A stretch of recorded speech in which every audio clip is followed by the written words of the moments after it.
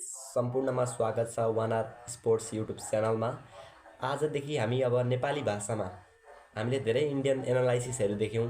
आकाश चोप्रा सरको भयो, अरू थुप्रै युट्युबरहरूले आइपिएलको एनालाइसिस हिन्दीमा सुन्दै गरेका थियौँ। आजदेखि म चाहिँ अब नेपालीमा स्पोर्ट्सको एनालाइसिस गर्दै जानेछु।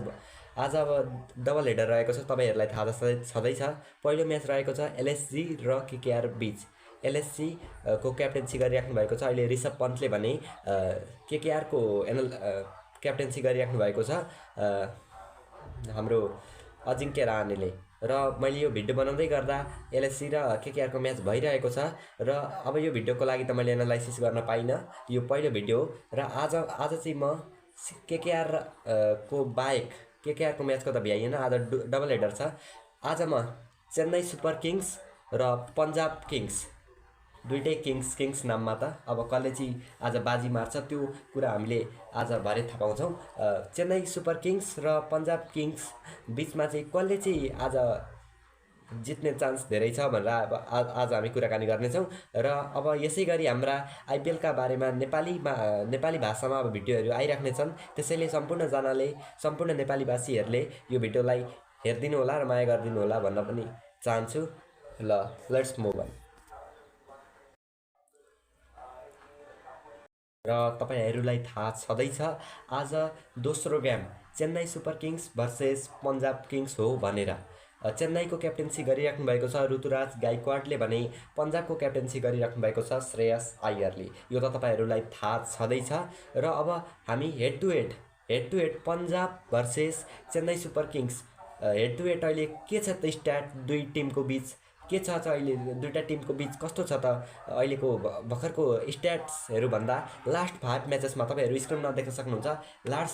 यहाँ देख्न सक्नुहुन्छ तलपट्टि स्क्रिनको लास्टको 5वटा गेममा चाहिँ लास्ट 5 म्याचेसमा चाहिँ पन्जाब किङ्सले चाहिँ आफ्नो पगडा भारिरहेको छ जस्तो यो हामी देख्न सक्छौँ। चेन्नईले अहिलेसम्म पन्जाबलाई लास्ट 5मा 4चोटि पन्जाब किङ्सले 1चोटि चेन्नई सुपर किङ्सले जितेको जस्तो देखिन्छ। तपाईँहरू स्क्रिनमा पनि देख्न सक्नुहुन्छ। स्ट्याट्स हेर्दा पन्जाबको चाहिँ पगडा चेन्नईमाथि भारी नै रहेको छ अहिले अनुमान लाउन यहाँबाट पनि सकिन्छ।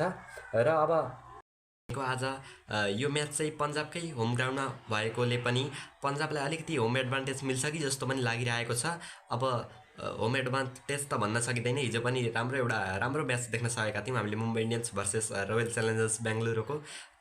कति बेला मुम्बईले जित्ला जस्तो लाग्ने, कति बेला रोयल च्यालेन्जर्सले जित्न सक्ने जस्तो देखेको थियो, तर अन्तिममा रोयल च्यालेन्जर्सले राम्रो कमब्याक गरेको जस्तो पनि लाग्छ। हार्दिकले बिचमा राम्रो क्लच पारी खेलेका थिए, त्यस्तै हो। र आज सिएसके र पन्जाबको गेम पन्जाबको होम ग्राउन्ड मुल्लानपुरमा हुन गइरहेको छ। र अब दुइटै टिम चाहिँ अहिले पोइन्ट्स टेबलमा आइपिएल 2025 को पोइन्ट्स टेबलमा कुन पोजिसनमा छन् भन्दा चाहिँ तपाईँहरू स्क्रिनमा देख्न सक्नुहुन्छ। पन्जाब भनेको चाहिँ अहिले 4th पोजिसनमा छ जसले चाहिँ 3टा म्याच खेलिसकेको छ भने चेन्नई चाहिँ अहिले 9th पोजिसनमा छ जसले चाहिँ 4वटा म्याच खेलेको छ र 4वटामा 3टा हार र 1 जित मिलेको छ। भने पन्जाब किङ्सले भने अहिलेसम्म 3वटा म्याच खेलेको छ र 3वटामा 2टा जितेको र 1टामा चाहिँ हार मिलेको छ। त्यो चाहिँ अस्ति राजस्थान विरुद्ध हार मिलेको थियो भने चेन्नईले चाहिँ एउटा गेम भने मुम्बई इन्डियन्ससित पहिलो म्याचमा जितेको थियो। त्यस पश्चात चेन्नईले अहिलेसम्म जितेको छैन र आज कमब्याक गर्ने चान्स पनि छ चेन्नईको लागि भने उता पन्जाब किङ्सको लागि होम एडभान्टेजमा अब जितको सिलसिला अगाडि बढाउने चान्स पनि रहेको छ। र आज दुइटै गेम हेर्दा एकदमै राम्रो र उत्कृष्ट म्याच हुन्छ जस्तो लागिरहेको छ। र तपाईँहरूको प्रेडिक्सन चाहिँ के छ? तपाईँहरूलाई चाहिँ कसले आज बाजी मार्ला त भन्ने जस्तो लाग्छ भने तपाईँहरू चेन्नई कि पन्जाब कुन टिमलाई सपोर्ट गर्दै हुनुहुन्छ त्यो कमेन्ट बक्समा गएर कमेन्ट गरिदिनु होला। र